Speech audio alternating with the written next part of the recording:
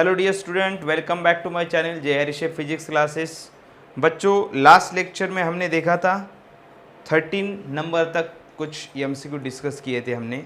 Module का topic था basics of mechanical waves. उसमें हमने 13 तक एमसीक्यू डिस्कस किए थे। आज 14 नंबर का एमसीक्यू डिस्कस करना है। देखो 14 नंबर के एमसीक्यू में आपको बताया है, मतलब आपको पूछा है, eight which temperature the speed of sound in hydrogen will be same as that of speed of sound in oxygen at 100 degree Celsius. Oxygen की 100 डिग्री सेल्सियस पे जो स्पीड है उतनी स्पीड हाइड्रोजन के कौन से टेम्परेचर पे होगी, ऐसा पूछा है। आपको स्पीड का फार्मूला पता है, v is equal to under root of gamma R T by M, ऐसा फार्मूला है, सबको पता है। इसका मतलब क्या है बच्चों, वेलोसिटी जो होती है दोनों की सेम है तो टेम्परेचर का रिलेशन बताओ, ऐसा पूछा है। मतलब velocity of hydrogen equal to velocity of oxygen. इसका मतलब क्या करना पड़ेगा, दोनों की वेलोसिटी इक्वल है, मतलब under root of gamma R T by यम।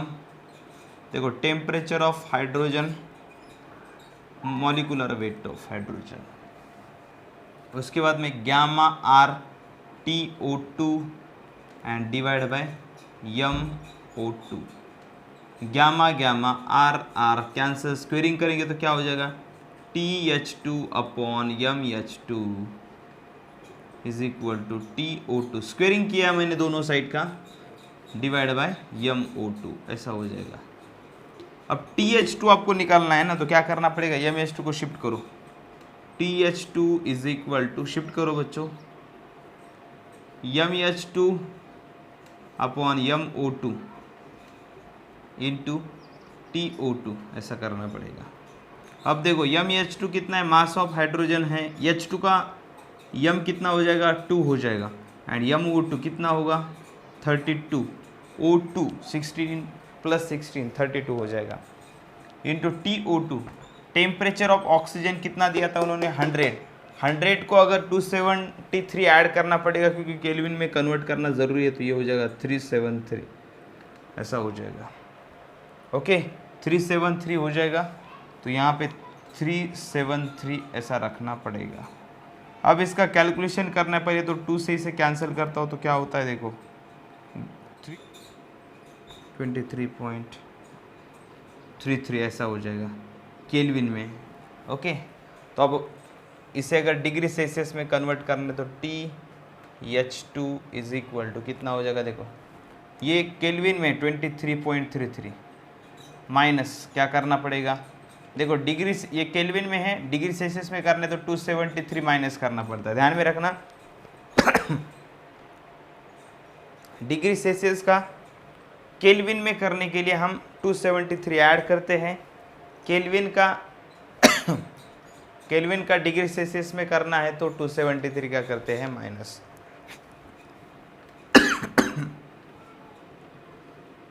तो क्या हो जाएगा, 273 माइनस ये करो कितना आता है, देखो 273 माइनस 23 करता हूँ, इसे राउंड अप करता हूँ 20,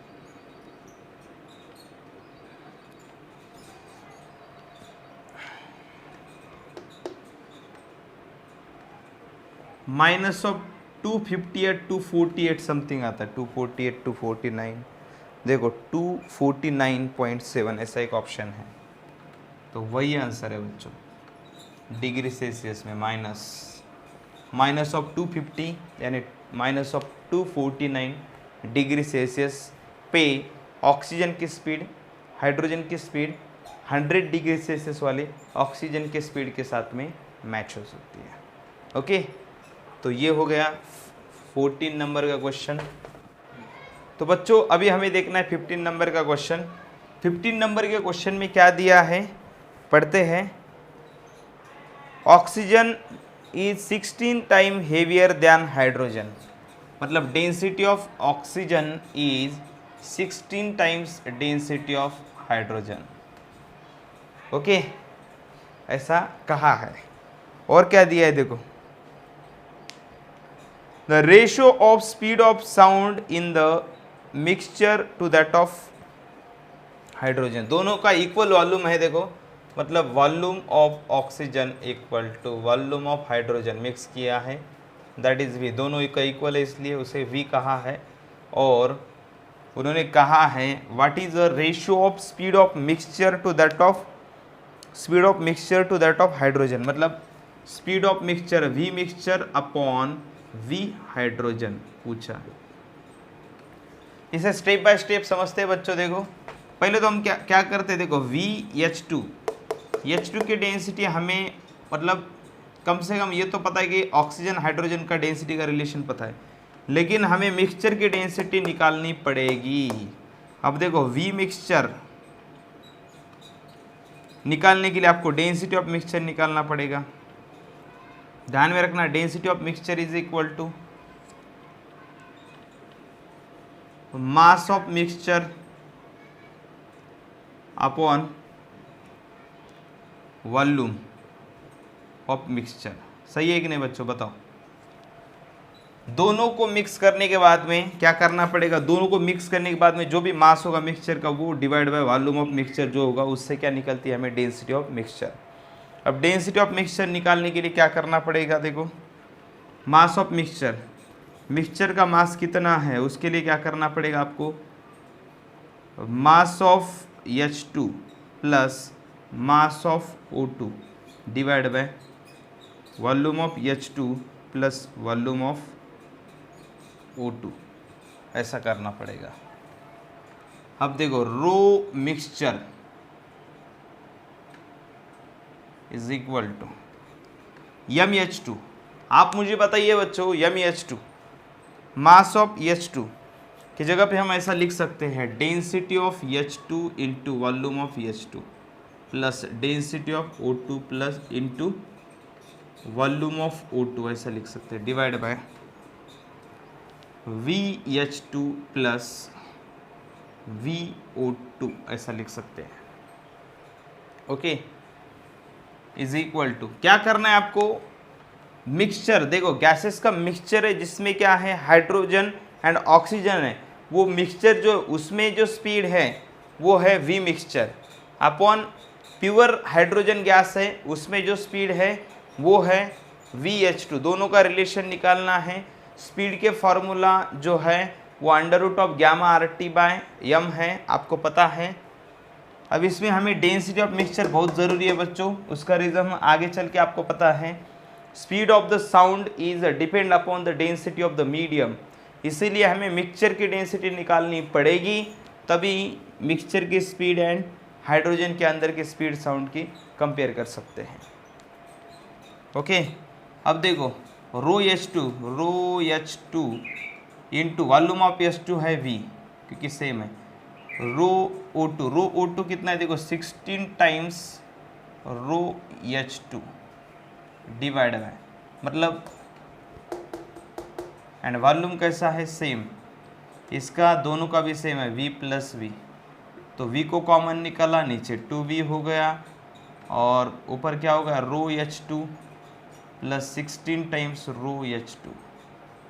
तो मिक्सचर की डेंसिटी क्या होगी देखो 17H2 डिवाइड बाय 2, मतलब 17 रो H2 डिवाइड बाय 2, मतलब कितना हो जाएगा 8.5 रो H2।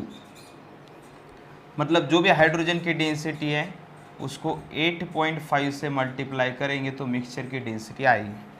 अभी आप सबको पता है स्पीड का जो रिलेशन है डेंसिटी के साथ में कैसा है, डायरेक्ट है, इनवर्स है, कैसा है, इनवर्स रिलेशन है, सबको पता है। अभी तक हम डिस्कस करते हुए आए, अभी तक वही देखा है हमने, क्योंकि V is equal to under root of gamma RT by m है।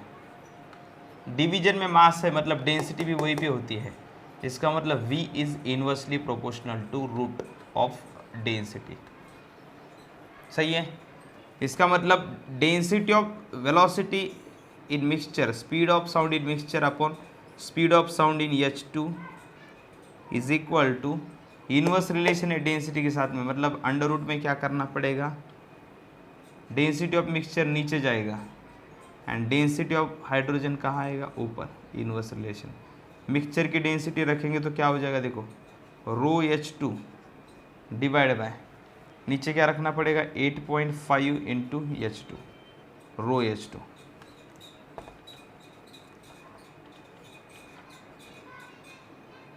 ये कैंसिल करेंगे तो V मिक्सचर अपॉन VH2 क्या आएगा, देखो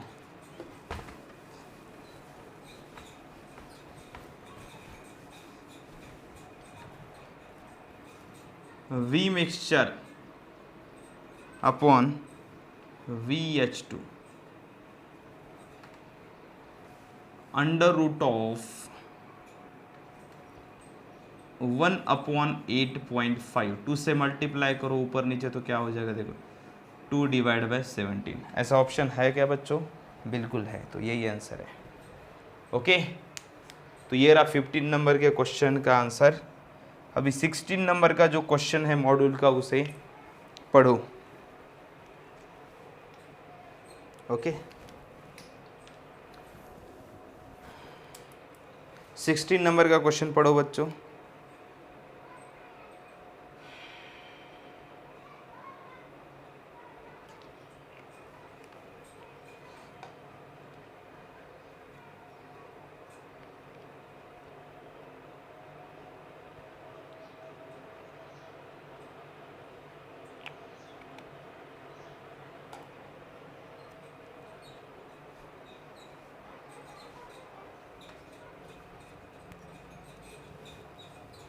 सिक्सटीन नंबर का क्वेश्चन कैसा है, देखो अ ट्यूनिंग फॉर्क मेक्स 256 वाइब्रेशन पर सेकंड। देखो ट्यूनिंग फॉर्क की फ्रीक्वेंसी दी है, वाइब्रेशंस पर सेकंड मतलब क्या होता है, फ्रीक्वेंसी। एक ट्यूनिंग फॉर्क है और उसके वाइब्रेशन पर सेकंड मतलब फ्रीक्वेंसी दी है 256। देखो frequency of tuning fork 256, vibration पर सेकंड मतलब उसे हर्ट्ज में हम लिख सकते हैं। ओके, और उसके बाद में बताया है स्पीड ऑफ द साउंड, मतलब उस ट्यूनिंग फॉर्क की जो स्पीड है वो है 330 मीटर पर सेकंड, ऐसी दी है। ओके, तो बच्चों ऐसा न्यूमेरिकल है।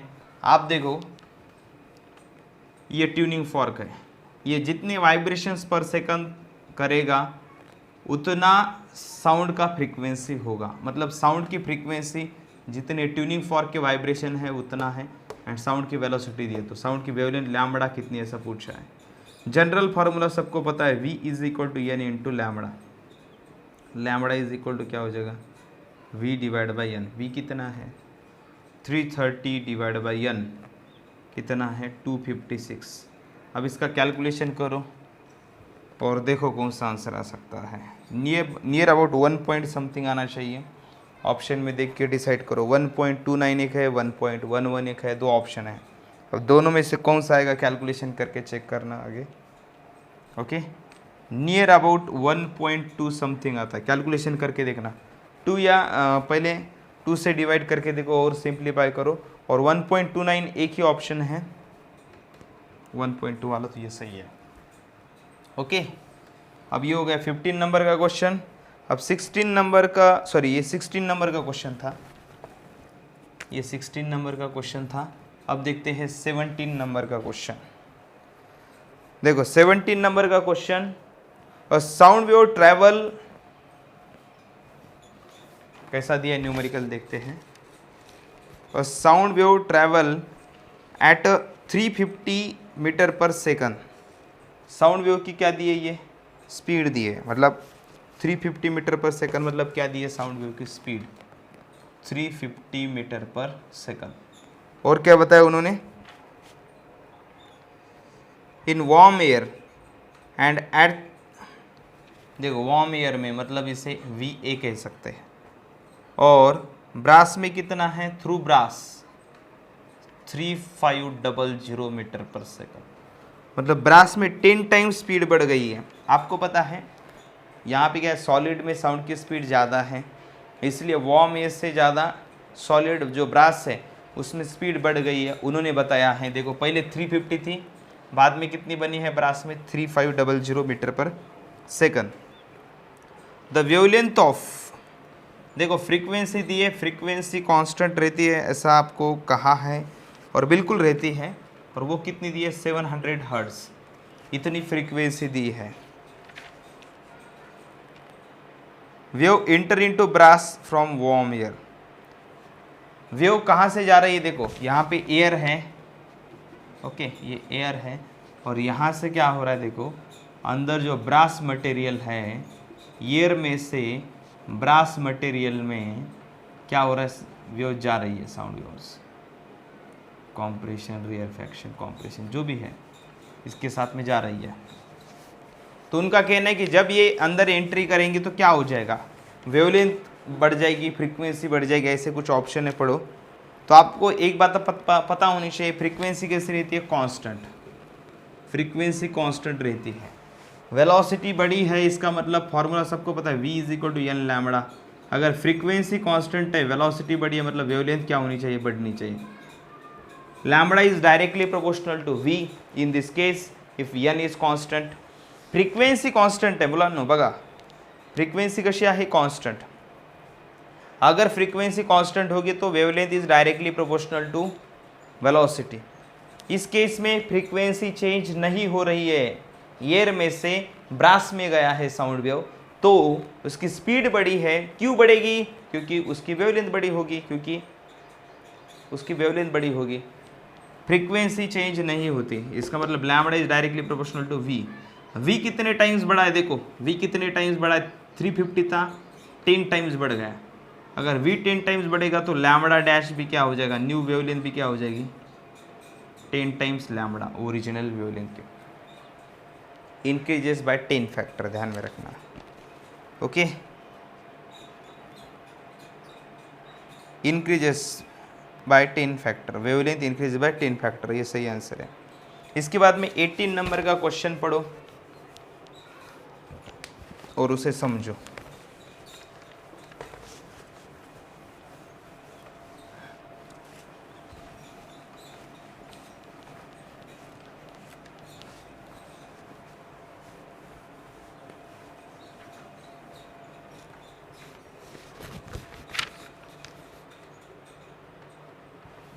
एटीन नंबर का क्वेश्चन पढ़ो बच्चों।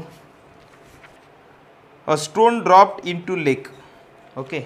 कंसिडर करते हैं बच्चा कभी घूमने के लिए गया है एक, और यहाँ पे एक पानी का लेक है नीचे, और कहीं पे खड़ा है ऐसा ऊपर, थोड़ा सा ऊपर खड़ा है, नीचे लेक है, और यहाँ से इसने क्या डाला है, स्टोन नीचे डाला है। तो यहाँ से स्टोन नीचे गिरेगा, ओके, ऐसा नीचे गिरेगा। और क्या बताया, from the tower of 500 metre high, मतलब हमें टावर करना पड़ेगा यहाँ पे, ठीक है टावर करते हैं। चलो ये है टावर, इसके ऊपर खड़ा है एक बच्चा, और इस टावर की हाइट यहाँ से कितनी है, 500 मीटर, ओके। इतने हाइट से इसने क्या किया है, एक स्टोन को नीचे फेंका है, यहाँ से इसने एक स्टोन को नीचे फेंका है पानी में। अगर पानी में फेंका है तो इसकी हाइट कितनी है, देखो स्टोन की 500 मीटर है। ध्यान में रखना, अगर स्टोन की हाइट अगर 500 मीटर है तो आपको यहाँ से नीचे आने के लिए स्टोन को टाइम कितना लगेगा वो निकालने के लिए इजी है। और क्या पूछा है, drop from 500 metre high, the sound of the splash will heard by the man approximately. देखो ये मैन है, बॉय है, चलेगा। इसने यहाँ से स्टोन नीचे डाला है पानी में, पानी में पहले स्टोन गिरेगा, बाद में क्या हो जाएगा, यहाँ से साउंड वेव जनरेट होगी, इस पर्सन के पास जाएगी और वो पर्सन सुनेगा। मतलब क्या हो जाएगा, पहले यहाँ से यहाँ तक आने के लिए कुछ टाइम लगेगा, और फिर यहाँ से साउंड वेव जाने के लिए टाइम लगेगा। स्टोन आने के लिए टोटल टाइम, स्टोन छोड़ने के बाद में उसको टोटल कितने टाइम के बाद में साउंड सुनाई देगा, ऐसा पूछा है। पहली बात आपको एक समझनी पड़ेगी, स्टोन छोड़ा है तो छोड़ने के बाद में वो स्टोन क्या हो रहा है, नीचे नीचे जा रहा है, और जब वो नीचे जा रहा है तो वो कैसा है, फ्रीली फॉलिंग है। यहाँ से यहाँ तक उसको जाने के लिए कितना टाइम लगेगा, उसे मैं कहूँगा T1, ओके। और साउंड वेव यहाँ से जनरेट होकर वापस इस पर्सन तक आएगी तो उसके लिए जितना टाइम लगेगा उसे हम कहेंगे T2। समझ में आ गया? साउंड वेव जो यहाँ से जनरेट हो रहा है और यहाँ से जनरेट होकर नीचे जा रहा है वो टाइम है T1। यहाँ से जनरेट होकर नीचे जाने के लिए जो टाइम लगता है उसे क्या कहेंगे? T1।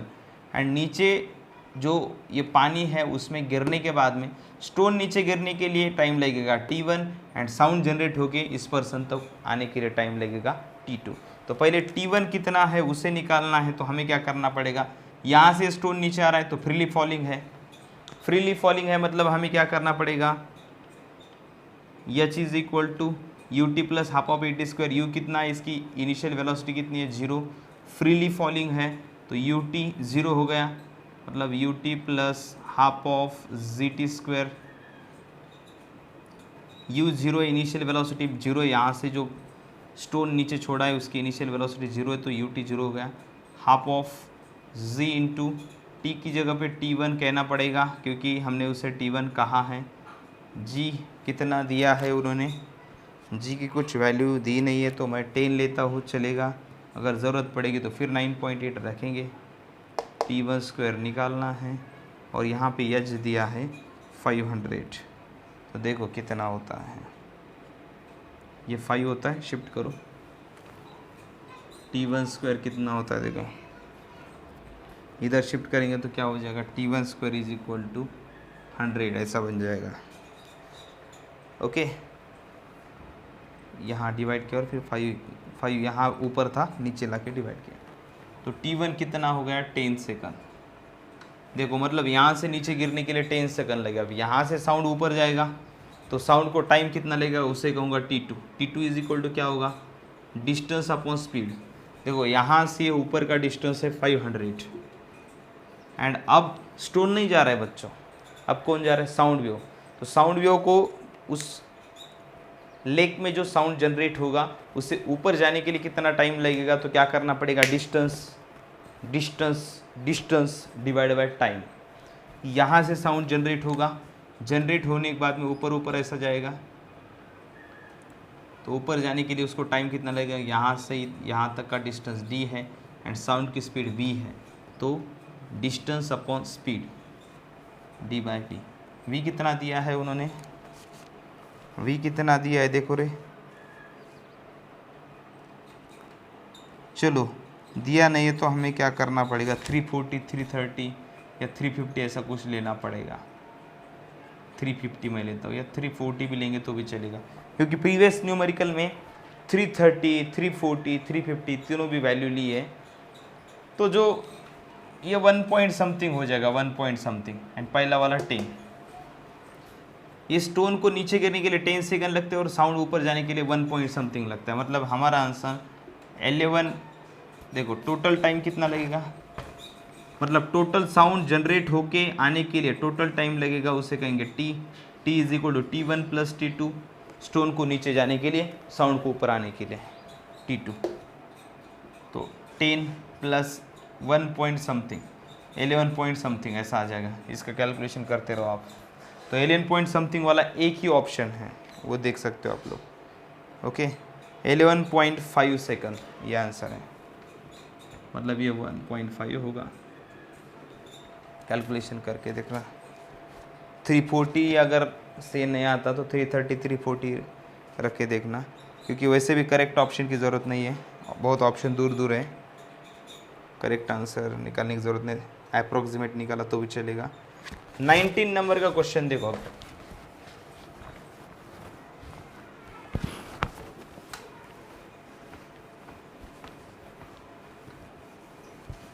नंबर का क्वेश्चन देखो बच्चों।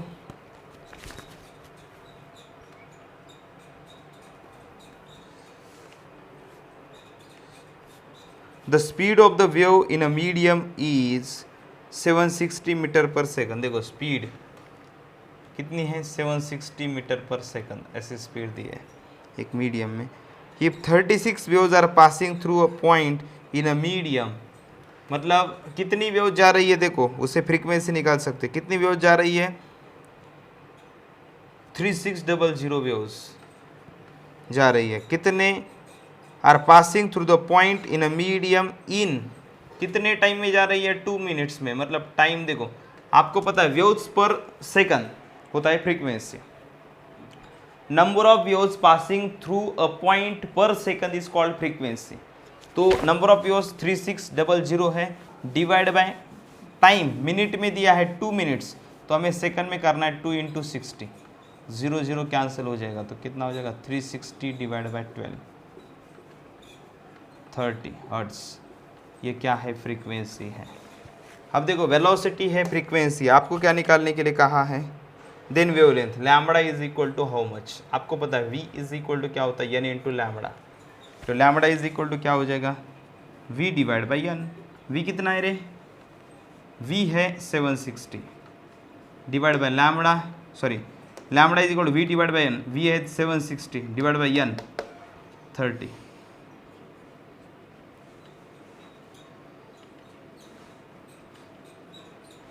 ट्वेंटी 25 पॉइंट समथिंग हो जाएगा, देखो तो 25.3 एक ऑप्शन है, बिल्कुल सही होगा। ओके, ये हो गया 19 नंबर का क्वेश्चन। अब देखते हैं 20 नंबर का क्वेश्चन। ओके, 20 नंबर का क्वेश्चन देखो बच्चों, sound waves of wavelength lambda travelling in a medium with a speed v। देखो एक मीडियम है, उसमें स्पीड है v and wavelength in that medium is lambda, ऐसा दिया है। ओके, उसके बाद में क्या? Wavelength of sound wave in a second enter into another medium where the speed is, एक अनदर मीडियम है उसे vm डैश, उसमें जो स्पीड है उसे vm डैश कहूँगा मैं। सेकंड मीडियम में स्पीड कितनी हो गई? ट्वाइस ऑफ v, तो उनका कहना है लैम्बडा कितना होगा? वेवलेंथ लैम्बडा m डैश, उस मीडियम में वेवलेंथ कितनी होगी? स्पीड अगर डबल होगी तो वेवलेंथ कितनी होगी? आपको पता है एक मीडियम से जब साउंड वेव दूसरे मीडियम में जाती है तो फ्रीक्वेंसी कैसे रहती है? कांस्टेंट। अगर फ्रीक्वेंसी कांस्टेंट रहती है मतलब क्या होता है? वेवलेंथ आपको पता है n into lambda, v is equal to n lambda होता है कि नहीं? Velocity is equal to frequency into wavelength. अगर ये कांस्टेंट है मतलब अगर ये बढ़ेगा तो ये कैसा हो जाएगा? बढ़ेगा, मतलब lambda is directly proportional to v। Velocity अगर डबल बनती है तो इसका मतलब फ्रीक्वेंसी भी क्या हो जाएगी? सॉरी, वेलोसिटी अगर डबल बनती है तो वेवलेंथ भी क्या हो जाएगी? डबल, मतलब lambda m dash is also twice of lambda m। Okay, क्योंकि वेलोसिटी अगर डबल होती है, लैम्बडा m कितनी है रे? 2 इंटू लैम्बडा m तो दिया है ना, कितना है लैम्बडा? पहले वाले मीडियम में लैम्बडा था, सेकंड मीडियम में वेलोसिटी डबल होती है तो फ्रीक्वेंसी भी क्या होगी? फ्रीक्वेंसी कांस्टेंट रहेगी। वेलोसिटी डबल होती है तो वेवलेंथ क्या होगी? डबल हो जाएगी। ओके, उसके बाद में नेक्स्ट देखो 21 नंबर का MCQ।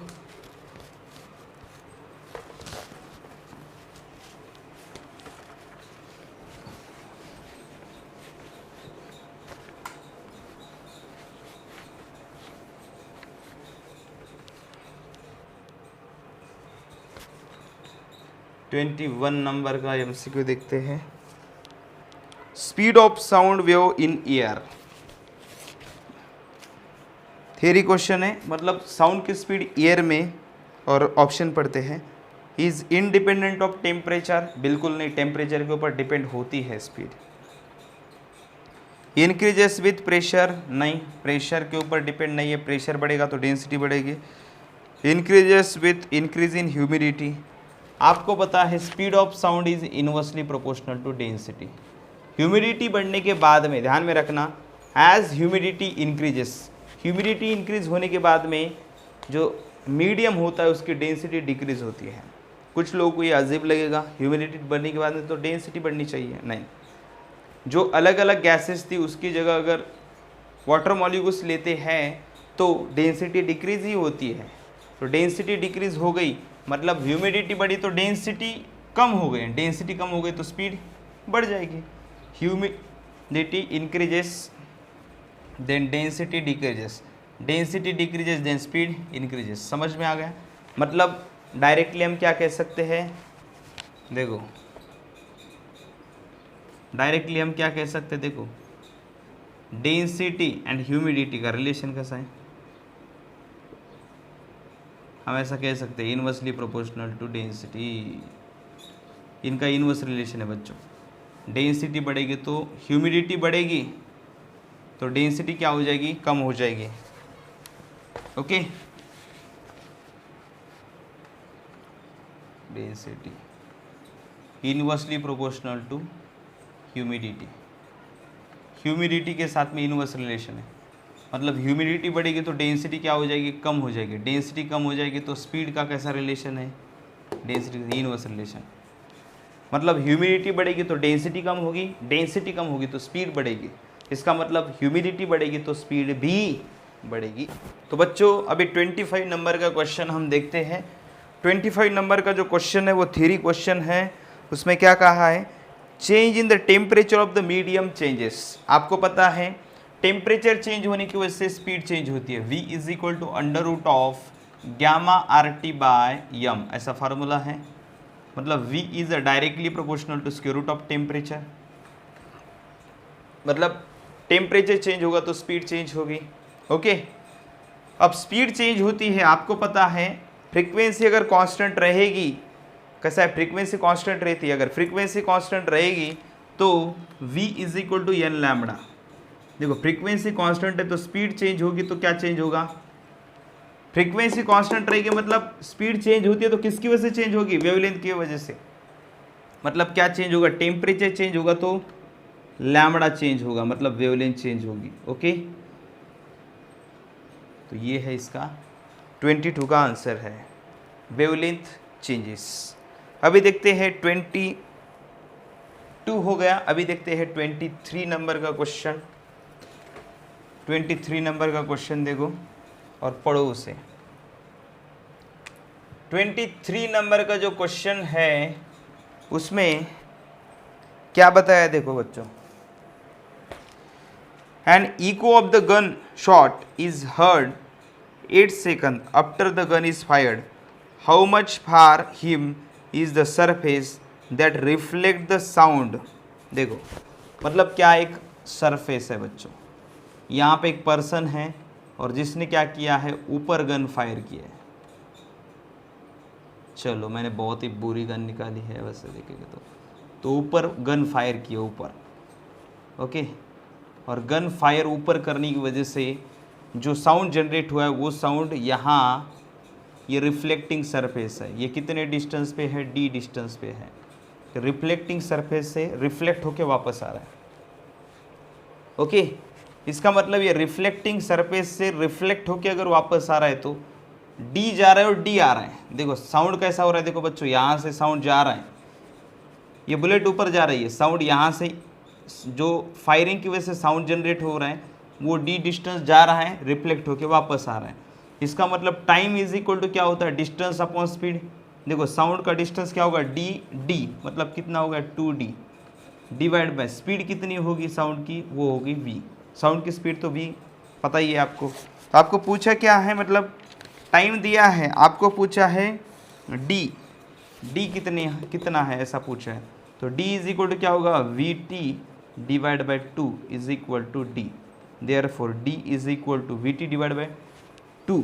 v कितना है, v दिया है आपको बच्चों इस न्यूमेरिकल में 350 दिया है v, vt divide by 2।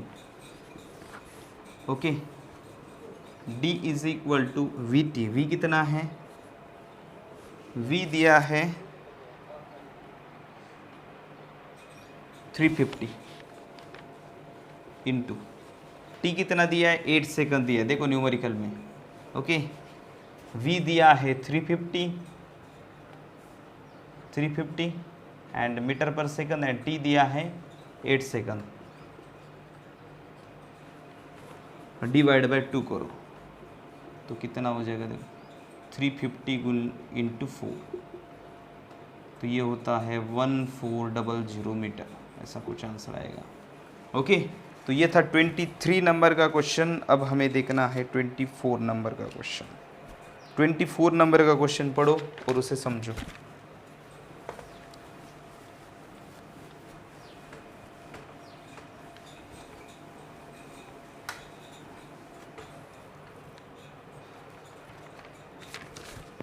Twenty 24 number का क्वेश्चन हमें देखना है।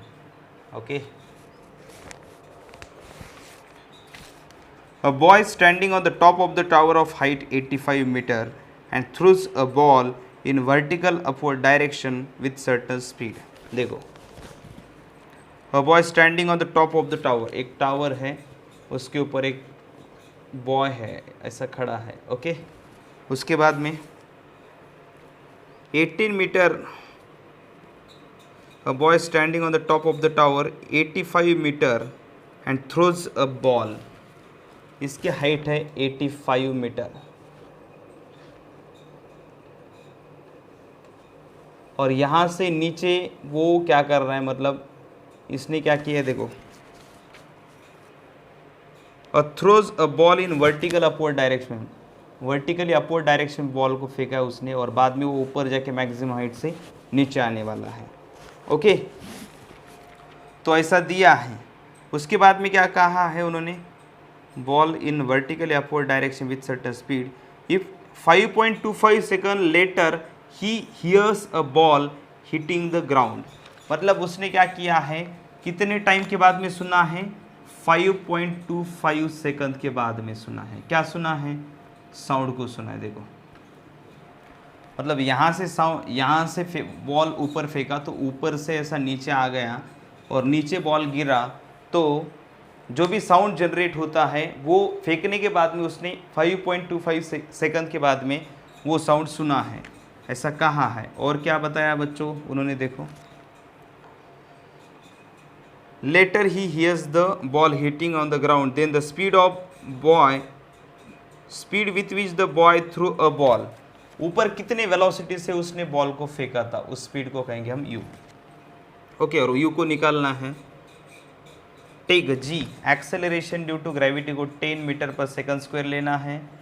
और क्या दिया है, देखो, और दिया है speed of sound in air, speed of sound in air दिया है 350 मीटर पर सेकंड, ऐसा दिया है, सॉरी 340 दिया है बच्चों, 340 दिया है मीटर पर सेकंड, जो दिया है वो लेना है बस। तो आपको मतलब ये बॉल को कितने स्पीड से ऊपर फेंका है ऐसा पूछा है। अब वो निकालना है, आपको पहले ये देखना पड़ेगा, इस पर्सन को यहाँ बॉल गिरने के बाद में साउंड सुनाई दे रहा है, तो हमें देखना है यहाँ से जब बॉल यहाँ पे गिरा, ओके, तो बॉल यहाँ से यहाँ गिरने के बाद में इस पर्सन तक वो उसका साउंड सुना है, मतलब इस बॉय तक इसका साउंड गया है, तो उस साउंड को ऊपर जाने के लिए कितना टाइम लगा होगा वो पहले निकालना पड़ेगा। मतलब साउंड प्रोड्यूस हो गया, बॉल गिर गया, और बॉल गिरने के बाद में कितने टाइम के बाद में वो उस पर्सन को उसका साउंड सुनाई देगा, मतलब गिरने के बाद में कितने टाइम के बाद में सुनाई देता है वो पहले निकालते हैं। मतलब क्या है 85, देखो, तो हम क्या करेंगे, time t is equal to कितने टाइम के बाद में सुनाई देगा, ये डिस्टेंस d है, ओके। बॉल गिरा और साउंड यहाँ से जनरेट हो गया और साउंड भी ऐसे ऊपर ऊपर गई इस पर्सन तक, ऐसे वर्टिकली ऊपर गई स्ट्रेट, ओके। तो पर्सन तक स्ट्रेट गई ऐसा समझते हैं। तो d डिस्टेंस ट्रैवल किया साउंड वेव ने, और कितनी स्पीड है उसकी, v है, तो कितने टाइम के बाद में उसने सुना, उस टाइम को हम कहेंगे t2। बच्चों इस टाइम को क्या कहेंगे, t2, नाम देंगे उसे t2। मतलब साउंड प्रोड्यूस होने के बाद में सुनने के लिए कितना टाइम लगा उसे t2 कहते हैं। साउंड जनरेट हो गया यहाँ पे गिरने के बाद में, यहाँ से ऊपर गया, d डिस्टेंस ट्रैवल किया, कितने स्पीड से गया साउंड, v स्पीड से गया, तो टाइम कितना लगा, t2। तो देखो d कितना है, देखो d दिया है 85 है, स्पीड कितना है, देखो स्पीड है 340, ओके। अब इसका कैलकुलेशन करके देखना आप कितना आता है, देखो t2 340 d divide by v t2, कितना कैलकुलेशन आता है, देखो इसको कैलकुलेट करके पूरा 5 से डिवाइड करेंगे तो 17 आता है ऊपर, 5 से नीचे भी डिवाइड करते हैं,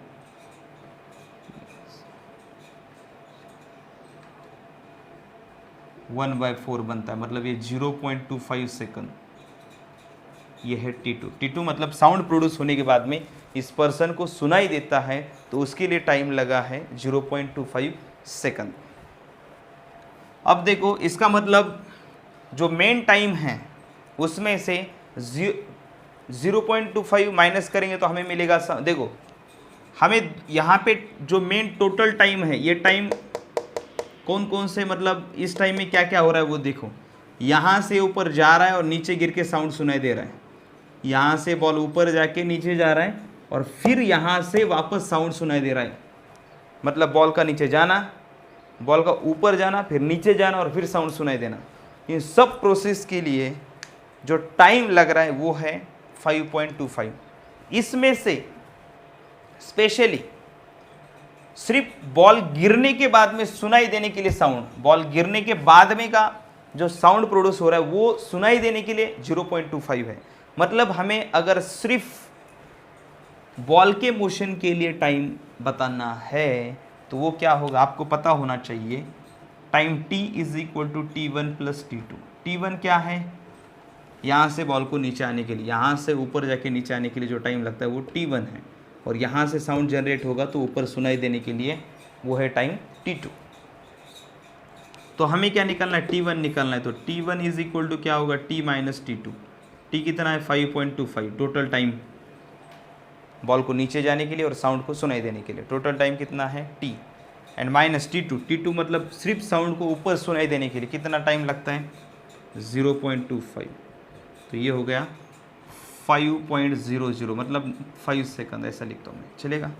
तो 5 सेकंड टाइम मोशन के लिए लगा है, और इस मोशन में डिस्प्लेसमेंट कितना हुआ है वो अगर आपको बताना है तो ध्यान में रखना, इस पर्सन की पोजीशन है, इसे हम देखो पहले ये टाइम कितना लगा ये क्लियर हो गया, 5 सेकंड लगा मोशन के लिए, बॉल के मोशन के लिए टाइम लगा 5 सेकंड, यहाँ तक क्लियर है, okay.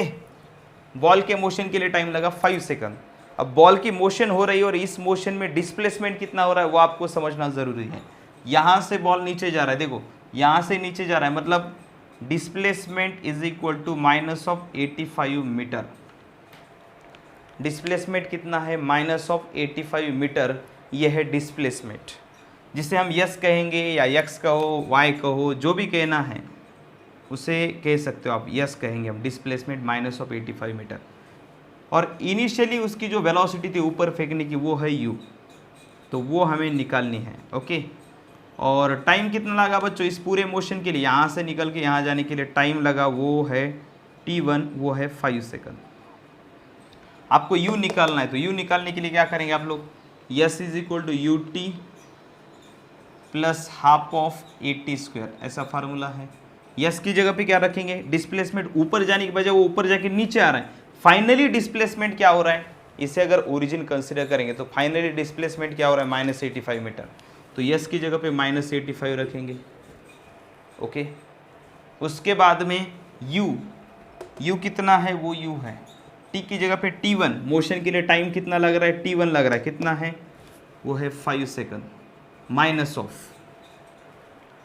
Half of, minus plus रखता हूँ, ठीक है, ए की जगह पे माइनस ऑफ 10 रखता हूँ। क्यों, जब बॉल ऊपर जा रहा है उस वक्त जो एक्सेलरेशन है वो निगेटिव लेना पड़ेगा, यहाँ से बॉल ऊपर जा रहा है ना तो एक्सेलरेशन को निगेटिव लेना पड़ेगा। शुरुआत में एक्सेलरेशन माइनस है, t टाइम कितना है मोशन के लिए 5 का स्क्वायर, तो minus of 85 is equal to 5u minus of half of 10 का स्क्वायर, सॉरी 10 माइनस पहले लिया 10 इंटू 25 ऐसा लेना पड़ेगा। तो ये 5 इंटू यू 2 से कैंसिल करेंगे तो क्या बन जाएगा, माइनस ऑफ 5 इंटू 25 क्या होता है 125, ओके, माइनस ऑफ 85। तो शिफ्ट करेंगे तो minus of 85 plus 125 is equal to 5u, okay.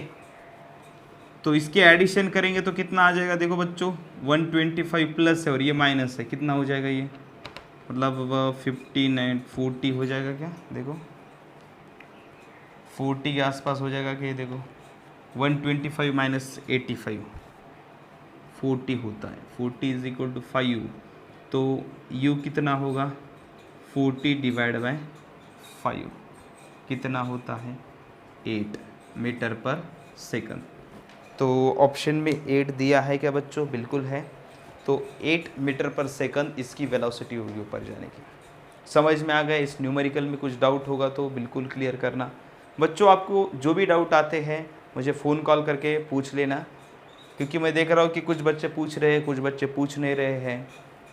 दूसरी बात, पढ़ाई रेगुलर करो और अभी एक हैबिट बनाओ ऑनलाइन की फ़िलहाल तो, क्योंकि ये थोड़ा सा लंबा चलने वाला ऐसा लग रहा है। ओके।